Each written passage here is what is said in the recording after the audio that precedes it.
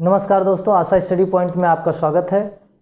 आज हमारा special session 12 continuous run कर रहा है। जैसे आपने देखा है 1, 2, 3, 4 करके हमने शुरू किया था, आज नंबर 12 है। हमने कई चीज़ों पे चर्चा की, study skills, communication skills, social skills, thinking skills, कई टॉपिक्स हमने कवर किए हैं। आज का हमारा टॉपिक है स्टडी प्लान को लेके है। क्या टॉपिक आज का हमारा? स्टडी प्लान, मतलब जो आपका अध्ययन का है उसका स्ट्रेटेजी क्या है, आपका रणनीति क्या है, आपका तरीका क्या है, प्लानिंग क्या है, आपका उसको लेके तैयारी क्या है, इन सारी चीज़ों को आज हम देखेंगे। तो आइए देखते हैं किस किस पॉइंट के अंतर्गत इसको हम देखेंगे। व्हाट इज स्टडी प्लान, पहला हमारा टॉपिक होगा। स्टडी प्लान क्या है। दूसरा है how to create study plan, study plan को कैसे बनाना है और अगर बनाना तो उसमें किन किन चीज़ों का ध्यान रखना है। नेक्स्ट होगा how to get energy for long duration study, मतलब आपको कोई भी काम करने के लिए एनर्जेटिक होना ज़रूरी, उसके लिए आपको स्टडी को लेकर किस तरह की एनर्जी की ज़रूरत होगी। और चौथा होगा a good study techniques included, जो एक अच्छी स्टडी का प्लान होता है, तकनीक होती है, उसमें क्या क्या चीज़ें इंक्लूड होती हैं। लास्ट होगा how to convince yourself towards study, ये बहुत ज़रूरी चीज़ है क्योंकि कोई भी काम शुरू करना तो सभी लोग जोश के साथ करते हैं, लेकिन कंटिन्यूस उसके साथ कैसे उसी जोश के साथ बने रहना है, उस पर भी हम चर्चा करेंगे। जैसा कि आप देख रहे हैं हमारे आशा स्टडी पॉइंट में आप जुड़े हुए हैं, जिसके लिए हम आपका धन्यवाद करते हैं। आप अपनी हमें उम्मीद है कि आप हमारी इन वीडियोस को शेयर कर रहे होंगे, अपने लोगों तक पहुंचा रहे होंगे, इसके लिए हम आभारी हैं। हमारे वीडियोस कंटिन्यूस आ रहे हैं, हिस्ट्री के ऊपर आ रहे हैं, ज्योग्राफी के ऊपर आ रहे हैं। आप हमारे साथ कंटिन्यूस बने रहिए और इन चीज़ों को देखते रहिए और समझते रहिए कि कैसे हो रहे हैं। तो स्टार्ट करते हैं आज का। What is study plan. Study plan क्या होता है? स्टडी प्लान होता है मतलब जो अध्ययन का आपकी रणनीति है, आपका तरीका है, उसको लेके आपकी क्या प्लानिंग है। मतलब पढ़ाई को लेके समय कितना देना है, कितनी देर पढ़ना है, क्या पढ़ना है, किस सर्विस के लिए पढ़ना है, पढ़ के क्या पाना है, क्या नहीं पाना, उससे फ़ायदा क्या होने वाला है, नुकसान क्या होने वाला है, इन चीज़ों को लेके लाइफ के लिए जो भी आपकी प्लानिंग है, क्योंकि आज का प्लान आपका फ्यूचर डिसाइड करने वाला है। स्टडी प्लान आपका फ्यूचर सर्विस जो भी आप चाहते हैं, प्राइवेट बिजनेस, उस पर वो आपकी चीज़ें आज उस पर स्टडी प्लान के ऊपर डिपेंड होती हैं। ये होता है हमारा स्टडी प्लान। नेक्स्ट है how to create study plan. Study plan को क्रिएट कैसे करते हैं, कैसे बनाना चाहिए, उसमें किन किन चीज़ों का ध्यान रखना चाहिए, किस पॉइंट्स को हम उसमें ऐड कर सकते हैं, आइए देखते हैं।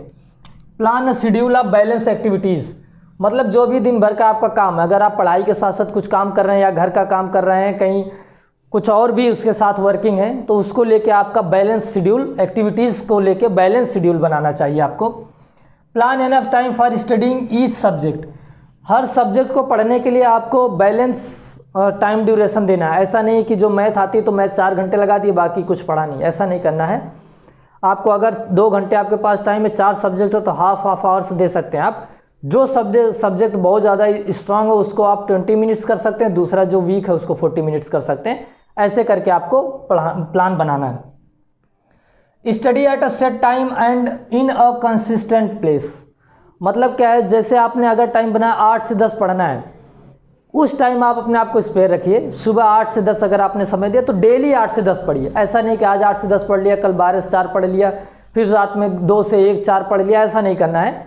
और जो आपका प्लेस है, जो पढ़ाई का प्लेस जहाँ आप बैठ के पढ़ते हैं, उसको आपको कांस्टेंट रखना है, बार बार फ्रिक्वेंटली चेंज नहीं करना। उससे क्या होगा अभी मैं आगे चर्चा करूँगा क्यों नहीं करना है। Study as soon after your class as possible, आप अपने क्लास से निकलते हैं, जैसे आप अपनी पढ़ाई करके कोचिंग से, स्कूल से निकलते हैं, जैसे ही आप वहाँ से घर आते हैं, सेम टाइम जितना जल्दी हो सके आप अगर दोबारा अपना स्टडी शेड्यूल कर रहे हैं, अपना पढ़ रहे हैं, तो वो चीज़ें भूलने से पहले रिवीजन हो जाएगी और आपको फिर बाद में बहुत ज़्यादा याद करने की ज़रूरत नहीं पड़ेगी और ये आपको हेल्पफुल होगा और आप जल्दी सीख जाएंगे।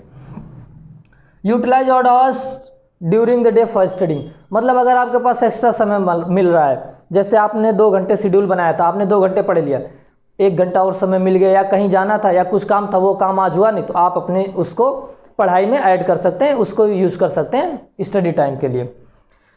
Limit your study time to more than 2 hours on any one course at one time, इसका मतलब क्या है, किसी भी एक सब्जेक्ट के लिए लगातार आपको 2 घंटे का शेड्यूल नहीं बनाना है, उससे कम का बना सकते हैं। अदरवाइज आप क्या कर सकते हैं, अगर आपके पास बहुत ज़्यादा समय पढ़ने के लिए तो आप 1 घंटे का सब्जेक्ट का बनाइए, फिर दूसरे, तीसरे, चौथे सब्जेक्ट फिर आप इस सब्जेक्ट को उसके आगे सब्सिक्वेंट रख सकते हैं। ऐसा नहीं है कि एक जैसे 2 से शुरू किया तो 6 बजे तक केवल एक ही सब्जेक्ट पढ़ रहे हैं, एक ही सब्जेक्ट हल कर रहे हैं, ऐसा नहीं करना है।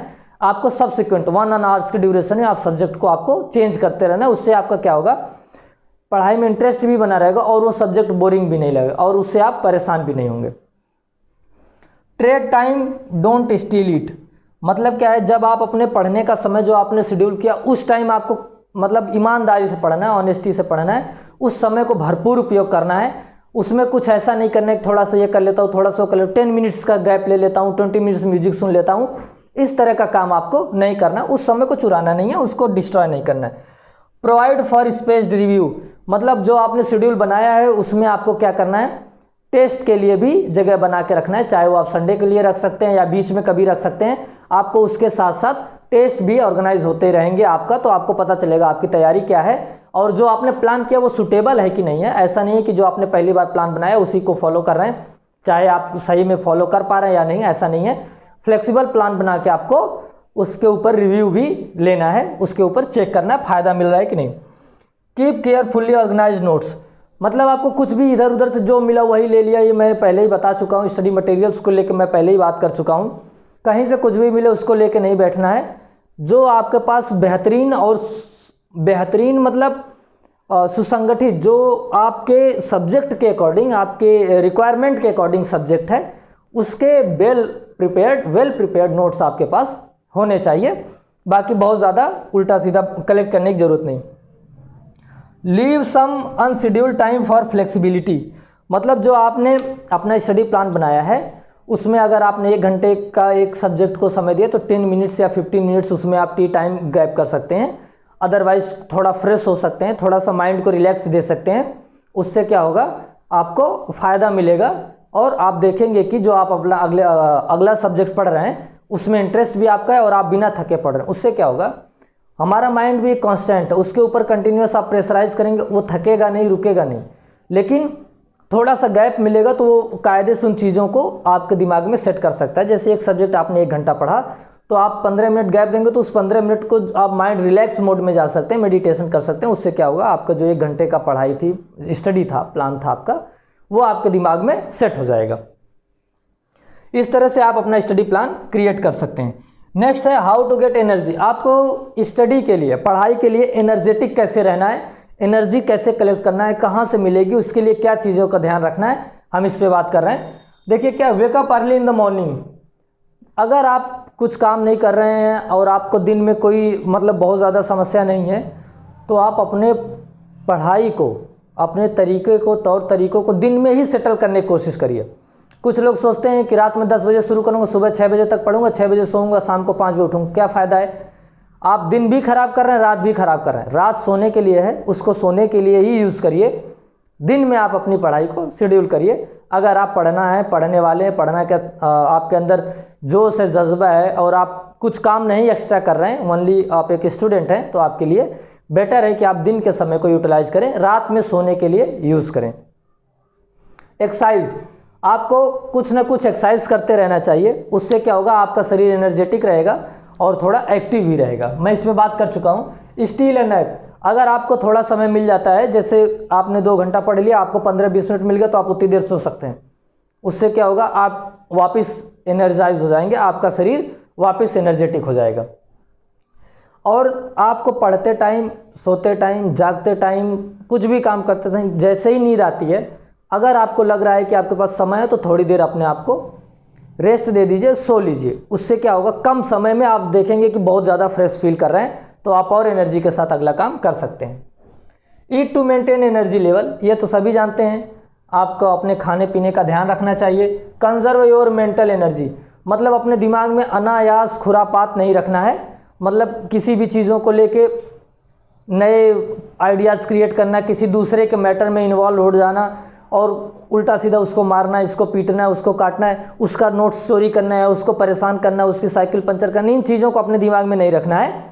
आपको दिमाग को खाली रखना है, सो दैट आप जब स्टडी कर रहे हैं या अपनी पढ़ाई कर रहे हैं या अपनी लर्निंग कैपेबिलिटी बढ़ा रहे हैं तो आप देखेंगे कि आपका माइंड अच्छा वर्क कर रहा है और वो क्योंकि फ्री है, जब उसको टाइम मिला वो रेस्ट में था, अब वो एनर्जी के साथ काम करेगा। ये आपका एक पॉइंट्स हो गया।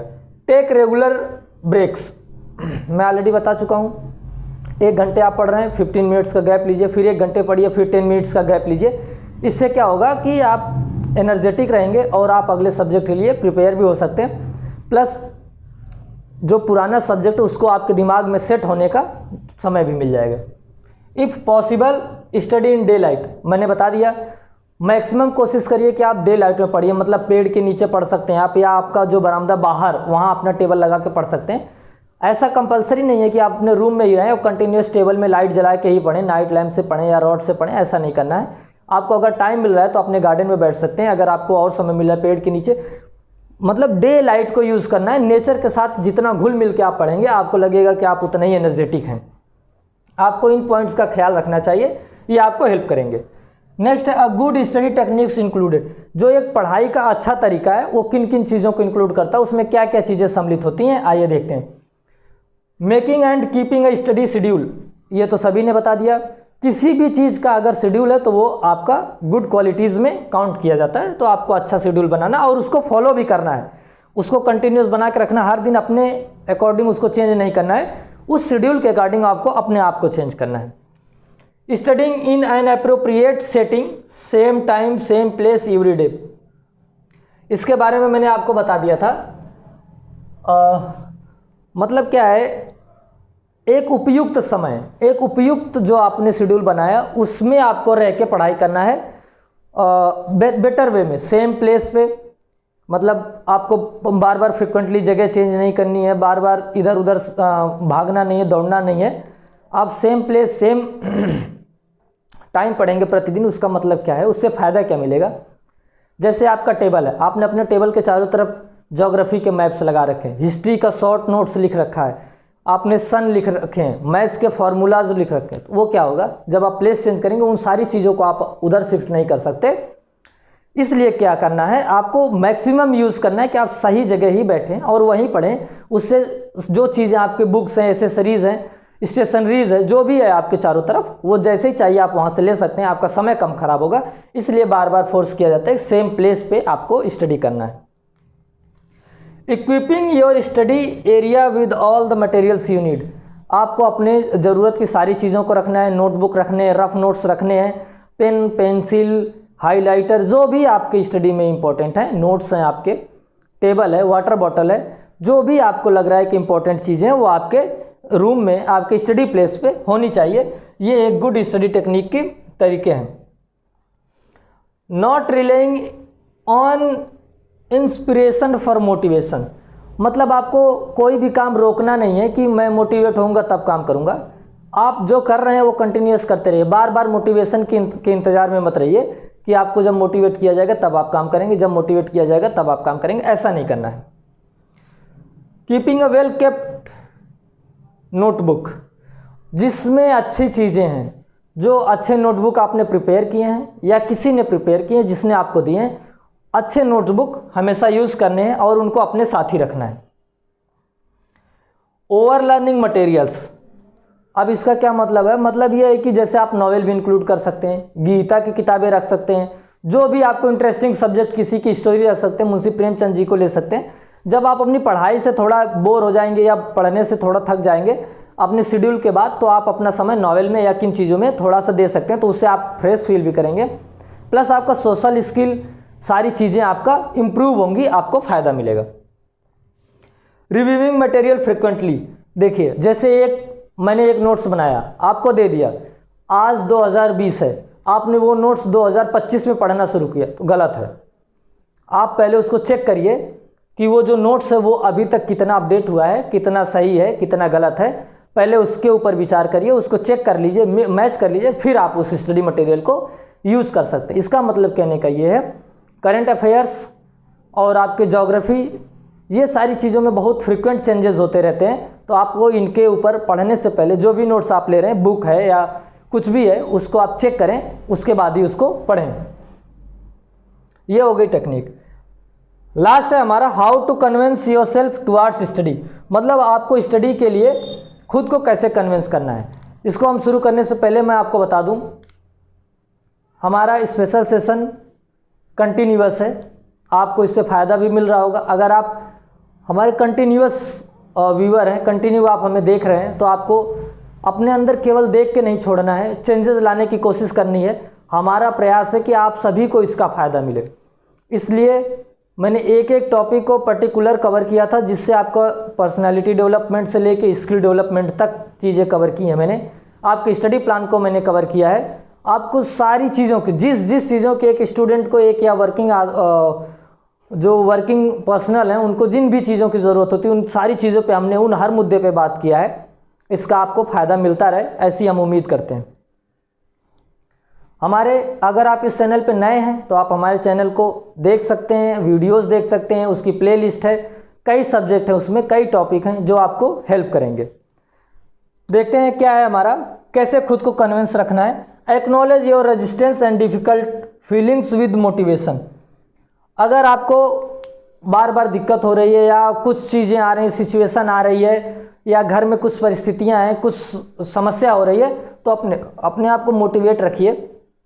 आपके जो मित्र हैं, दोस्त हैं, उनके साथ भी आप बात कर सकते हैं जो आपको मोटिवेट कर सकते हैं। मोटिवेशनल चीज़ें बहुत ज़्यादा हैं, मैंने तो सेल्फ मोटिवेशन एक बार बताया था, अगर आपने उसको देखा होगा तो फिर आपको बार बार मोटिवेशन में क्या करना है उसको बताने की ज़रूरत नहीं पड़ेगी, और नहीं देखा है तो आप देख सकते हैं। Do not run away. अगर आपने कोई काम स्टार्ट किया तो भागिए मत, उसमें संघर्ष करते रहिए। लॉन्ग ड्यूरेबल हो सकता है, लंबा समय लग सकता है, और हो सकता है कि लास्ट में जितनी आपकी उम्मीद उससे कम सफलता मिले, लेकिन भागना नहीं है, आप कंटिन्यूस उसके साथ बने रहिए, कभी ना कभी आपको सक्सेस ज़रूर मिलेगी। Don't blame your self for procrastination या प्रोकास्टिनेटिंग नाउ एंड देन।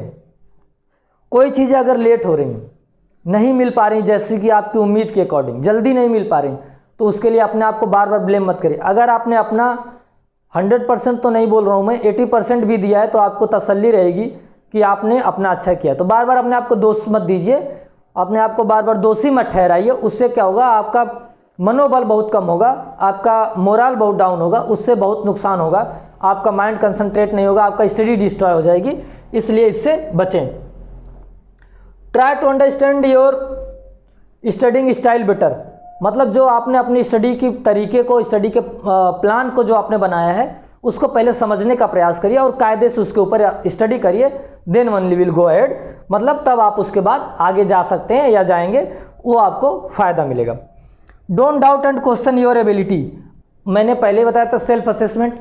जब आपने अपना असेसमेंट कर लिया है, आप अपने आप को समझ चुके हैं, तो आपको क्या करना है, बार बार अपने ऊपर मतलब संशय नहीं रखना है, कन्फ्यूज़न में नहीं रखना है कि हाँ मैंने जो काम आप रोज़ कर रहे हैं, फिर एक दिन पूछ रहे हैं अरे ये मैं कर लूँ, क्योंकि आप रोज़ कर रहे हैं तो करो ना अपने आप ही। आपको अपने ऊपर कॉन्फिडेंस रखना है, विश्वास रखना है, और बार बार अपनी योग्यता पे क्वेश्चन है, मैं कर पाऊंगा कि नहीं, मुझसे होगा कि नहीं, ये शायद मैं नहीं कर पाऊंगा। ऐसा आपको बार बार सोचने की जरूरत नहीं, क्योंकि आप अपने बारे में अच्छा जानते हैं, और जब आपने कदम आगे बढ़ा ही लिया है तो परिणाम पॉजिटिव ही होगा। अगर आप सही कदम से चल रहे हैं तो फिर आपको अपनी एबिलिटी को बार बार चेक करने की ज़रूरत नहीं है। Visualise your starting. मतलब आपको अपनी स्टार्टिंग, जो भी आपने स्टार्ट किया, जो भी आप आगे ले जाना चाहते हो, उसकी कल्पना आपके दिमाग में ज़रूर होनी चाहिए कि अगर आप ऐसा कर रहे हैं ऐसा होगा, ऐसा कर रहे हैं तो ऐसा होगा। लोग बोलते हैं निगेटिव नहीं सोचना है, मैं भी बोलता हूँ निगेटिव नहीं सोचना, लेकिन उसको सोचना है। अगर आप बाहर निकल रहे हैं, बारिश का मौसम, आप बादल देख रहे हैं, तो आपको इस चीज़ को ज़रूर सोच के निकलना है कि मैं छाता ले लूँ, हो सकता है बारिश हो जाए। इसमें यह बहादुरी नहीं है कि मैं सोच रहा हूँ कि मैं बारिश नहीं होगी तो बस निकल जाऊँ, ऐसा नहीं है। ये निगेटिव नहीं होता है, ये प्रिपरेशन होती है। आप अपनी पूरी तैयारी से बाहर निकल रहे हैं, मतलब जो जाएंगे काम करके ही आएंगे, आप छाता लेके जा सकते हैं। ये एक छोटा सा उदाहरण, ये समझने का तरीका है। मतलब निगेटिव नहीं होता है ये। जैसे अगर कोई बोल दे, अभी कोई मोटरसाइकिल सीख रहा है, आपने सेम टाइम बोल दे तुम जाओ मार्केट से घूम के आ जाओ, अब वो सोचेगा अगर मुझे चोट लग गई तो, अब आपको लगेगा ये निगेटिव है। नहीं, वो प्रिपेयर कर रहा है। मतलब जो चीज़ें आप नहीं जानते हैं या जो चीज़ें आप प्रिपेयर कर सकते हैं, उनको प्रिपेयर करके देन ओनली आप आगे जाइए। बार बार ऐसा मत सोचिए कि वो निगेटिव है, निगेटिव नहीं है। Focus on the task at hand. मतलब जिस चीज़ को आपने डिसाइड कर लिया है उसके ऊपर कंटिन्यूअस आपका फोकस बने रहना चाहिए। कुछ भी करिए, थोड़ा विचलित हो सकते हैं आप, लेकिन आपको अपने मार्ग से भटकना नहीं है, बहुत दूर नहीं जाना है।